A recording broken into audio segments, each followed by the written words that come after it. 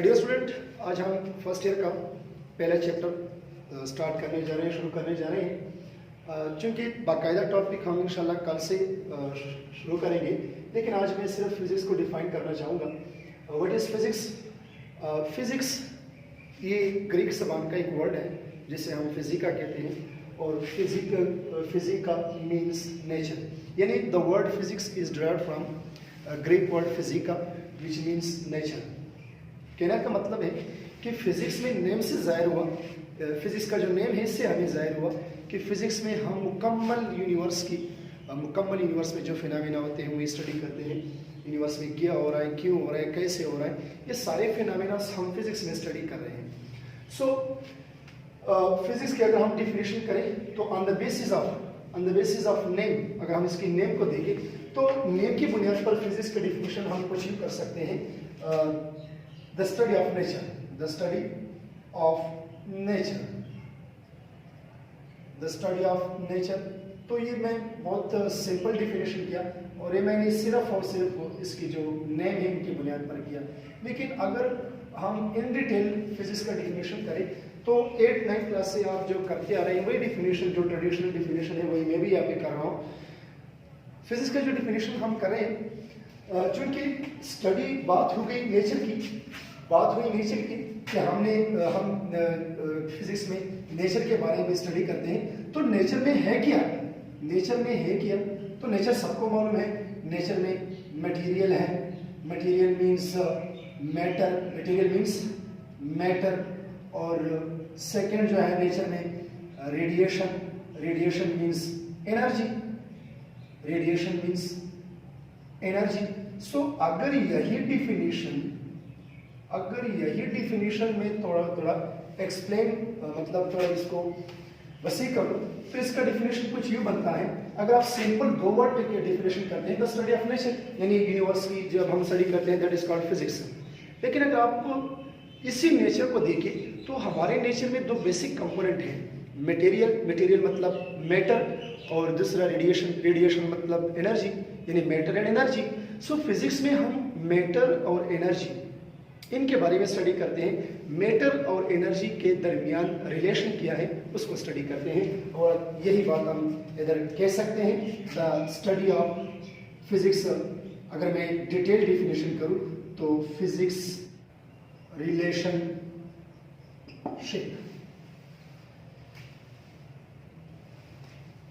Physics is the branch of science which deals with the study of matter, energy and their mutual relationship.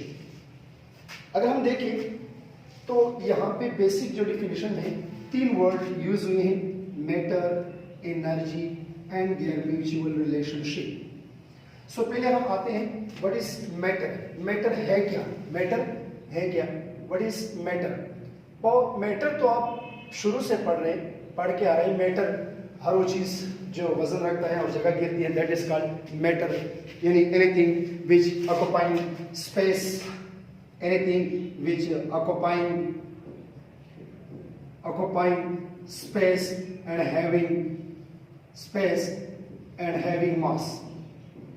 तो ये आप लोग 7-8 class के से चल के आ रहे हैं definition, occupying space and having mass. लेकिन तो स्टेट ऑफ मैटर हमारे पास कितने हैं? State of matter. So state of matter हमारे पास नंबर 1 सॉलिड है, number 2 liquid, number 3 gas, number 4 plasma. Solid जो है इसमें शेप प्लस वॉल्यूम दोनों फिक्स होते हैं। फॉर एग्जाम्पल अगर हम इस पेन को देखें तो इस पेन का शेप और वॉल्यूम दोनों फिक्स हैं। अब ये फिक्स क्यों है? ये एक अलग कहानी है कि क्यों फिक्स है। लेकिन यहाँ पे मैं जल्दी इसको एक्सप्लेन करना चाहूँगा कि सॉलिड जो होते हैं इनमें कंस्टिट्यूएंट पार्टिकल होते हैं। So these are the constituent particle in solid. ये सॉलिड के कंस्टिट्यूएंट पार्टिकल हैं, और इस सॉलिड के कंस्टिट्यूएंट पार्टिकल के दरमियान 2 किस्म के फोर्सेस होते हैं। दो किस्म के फोर्सेस होते हैं कंस्टिट्यूएंट पार्टिकल के दरमियान। एक फोर्स ये पार्टिकल नीचे गिरने की कोशिश करता है, लेकिन जो दो पार्टिकल है ये आपस में इनके ऊपर फोर्स लगता है, यानी इन पार्टिकल्स के दरमियान हॉरिजॉन्टली फोर्स लगता है, तो हम जिसको हम टेंजेंशियल फोर्स कहते हैं, टेंजेंशियल फोर्स। और ये जो है फिर इसी सॉलिड के पार्टिकल के दरमियान इसी डायरेक्शन में भी फोर्स लगते हैं, इसी डायरेक्शन में भी फोर्स लगता है, और इसी फोर्सेस को हम कहते हैं perpendicular forces.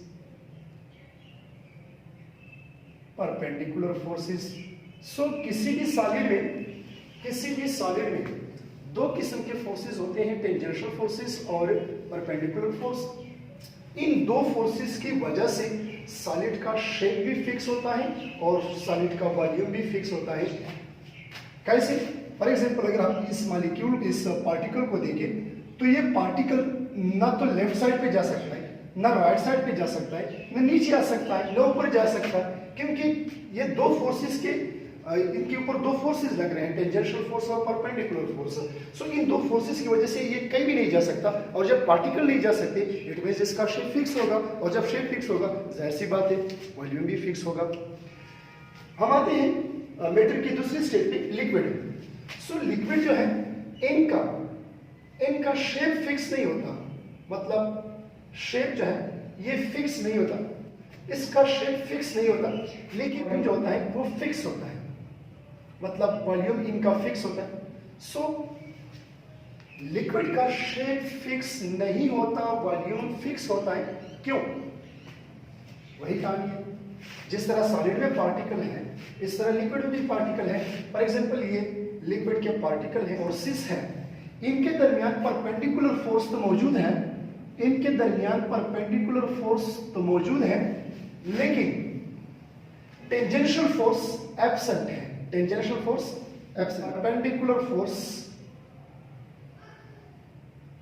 Perpendicular force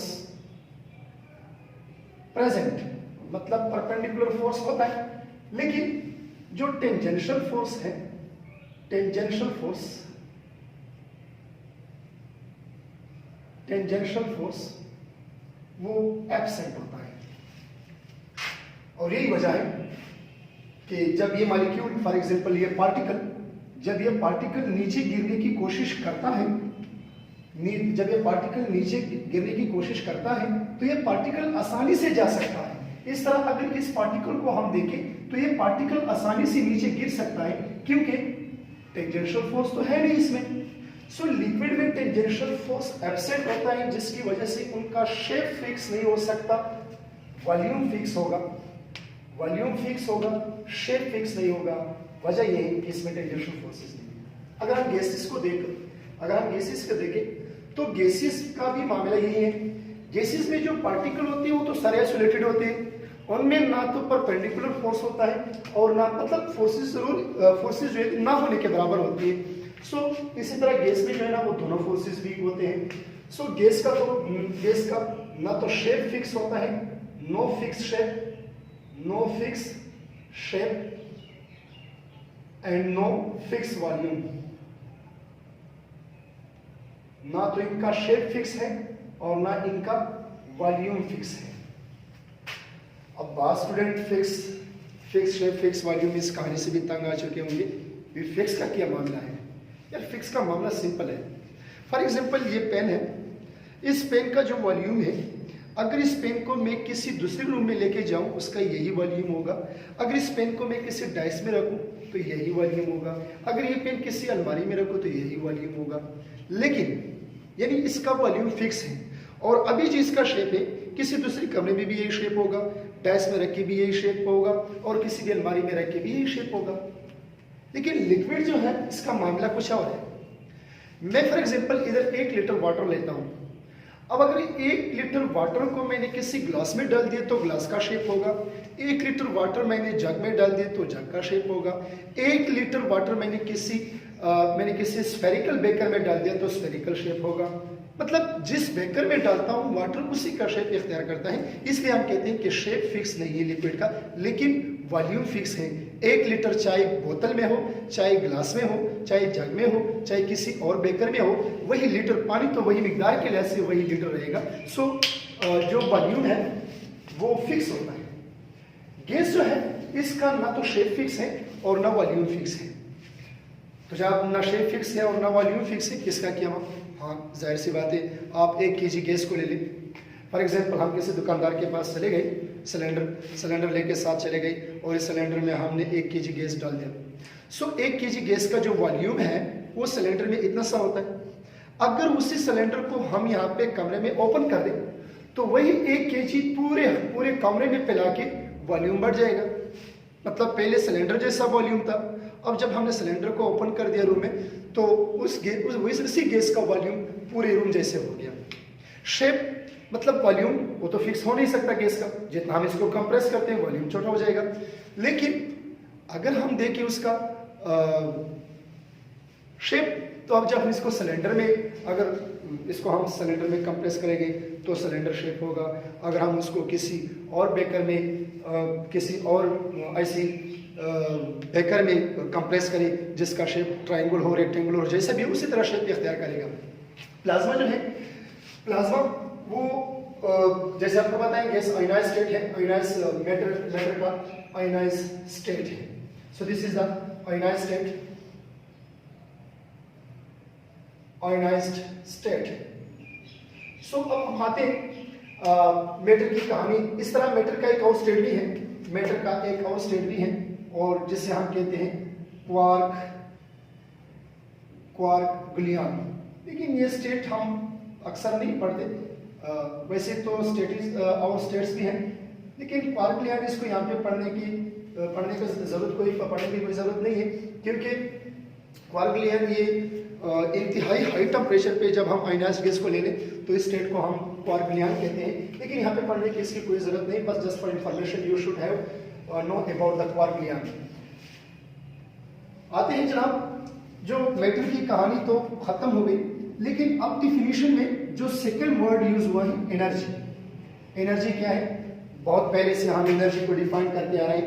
energy और the ability of a body to do work. Energy बहुत पहले से हम इस डिफिनीशन को पढ़ के आ रहे हैं कि व्हाट इज एनर्जी। तो हम कहते हैं काम करने की सलाहियत को तवानाई कहलाते हैं, या the ability of a body to do work, the ability of a body to do work is called energy.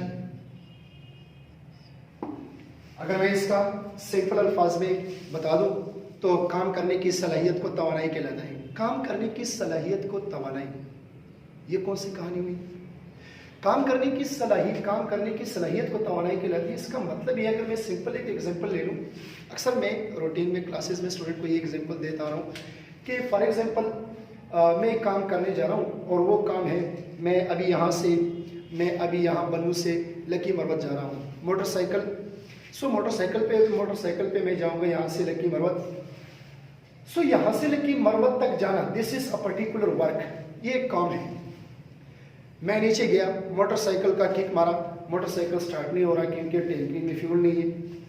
मैंने मोटरसाइकिल की टैंकी में वाटर डाल दिया, फिर से मैंने किक मारा, मोटरसाइकिल स्टार्ट नहीं हो रहा, मेरा काम नहीं हो सकता। लेकिन अगर मोटरसाइकिल की टैंक से मैं वाटर को हटा के पेट्रोल डाल दूं और जो ही किक मार के मोटरसाइकिल स्टार्ट हो जाएगा, मोटरसाइकिल स्टार्ट होती ही मैं लक्की चले जाऊंगा, वर्क हो जाएगा। यहां से लक्की तक जाना, ये वर्क मोटरसाइकिल ने किया? नहीं। ये वर्क मैंने किया? नहीं। अगर मोटरसाइकिल कर सकता तो पहले क्यों नहीं करता? अगर मैं कर सकता तो मैं पहले क्यों नहीं करता? ये वर्क तब हुआ जब हमने मोटरसाइकिल की टैंक में पेट्रोल डाल दिए। मोटरसाइकिल की टैंक में तो हमने वाटर भी डाल दिए थे, फिर ये वर्क क्यों नहीं हुआ?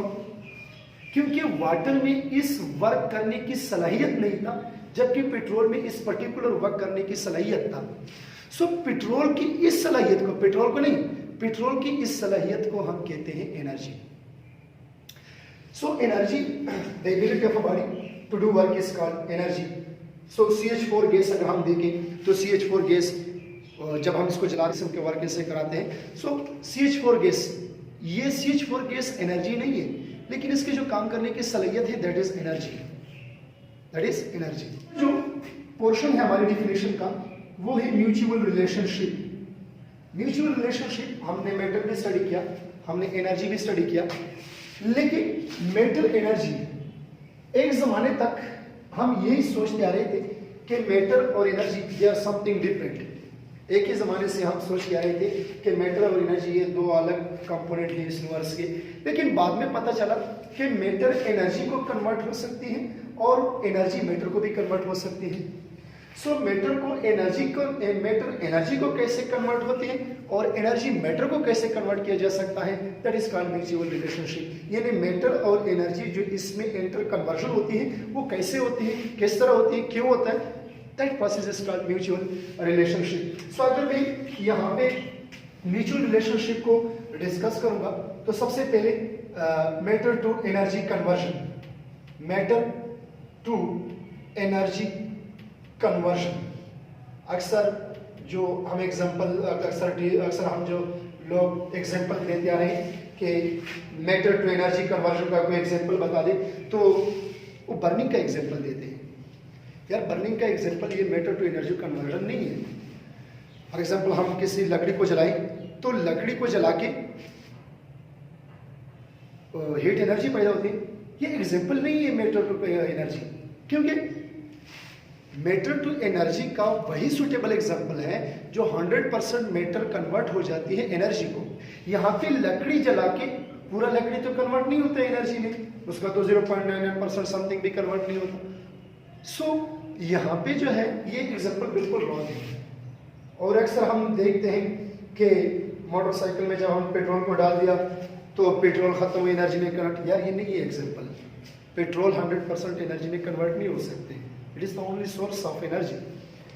यहाँ पे हम देखते हैं कि मैटर टू एनर्जी कन्वर्जन का एग्जांपल.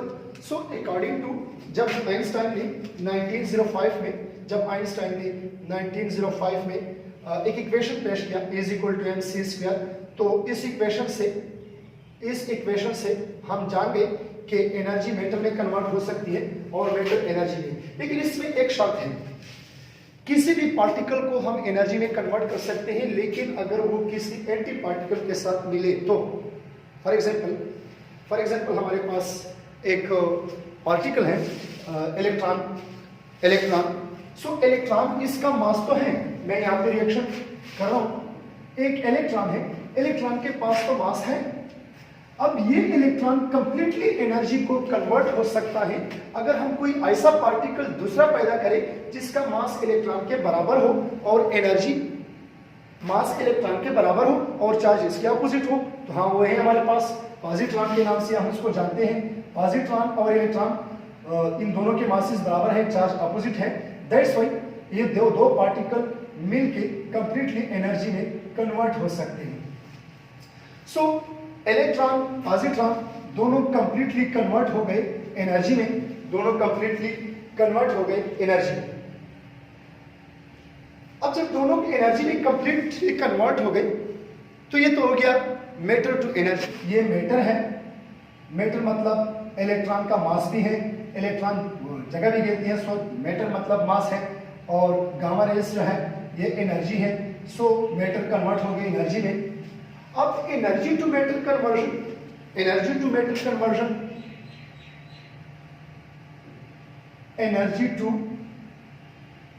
कन्वर्जन, तो इसका एग्जांपल यही गामा रेस जो इलेक्ट्रॉन और पॉजिट्रॉन के मिलने से पैदा हुई. अगर यही गामा रेस किसी भी हैवी मेटल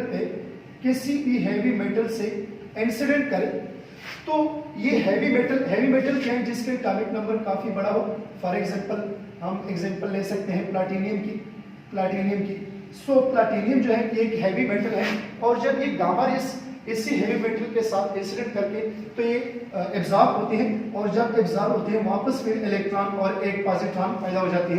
तो यहाँ पे पैदा होते हैं. सो यहाँ पे हमारे पास जो गामा रेस है ये एनर्जी है और जब हैवी मेटल ने एब्जॉर्ब किए तो वापसी कन्वर्ट हो गए इलेक्ट्रॉन और पॉजिट्रॉन को। सो इलेक्ट्रॉन और positron that is mass. So energy converted to mass, ये है एनर्जी टू मैटर कन्वर्जन, और ऊपर जो है मैटर टू एनर्जी कन्वर्जन। इसे हम कहते हैं जहाँ बाकी ये डिटेल से हम बाद में पढ़ेंगे, क्योंकि यहाँ पे मैंने किया कि मैं सिंपल से सिंपल अल्फाज में आपको समझाने की कोशिश करूँ। जो बाकी इस रिएक्शन का असल मैकेनिज्म है वो सेकेंड ईयर में डिटेल से पढ़ेंगे। यहाँ पे मैंने सिर्फ वो बात को समझाने की कोशिश की कि आपको किसी ना किसी तरीके से समझाऊँ इस बात पे। बाकी जो करेक्टर रिएक्शंस हैं वो सेकेंड ईयर में डिटेल से हम करवाएंगे। आज के लिए काफ़ी कुछ, चूँकि यहाँ पे अपलोडिंग का भी प्रॉब्लम होता है, काफ़ी बड़ा क्लिप हम नहीं बना सकते, तो आज के लिए काफ़ी। इंशाल्लाह कल से हम यही डिफिनेशन जारी रखेंगे, क्योंकि इसमें कुछ प्रॉब्लम आ रही है, तो इंशाल्लाह बाद में नेक्स्ट वीडियो लेक्चर में हम डिस्कस करेंगे। और आज तक के लिए काफ़ी जुड़े रहे हमारे साथ।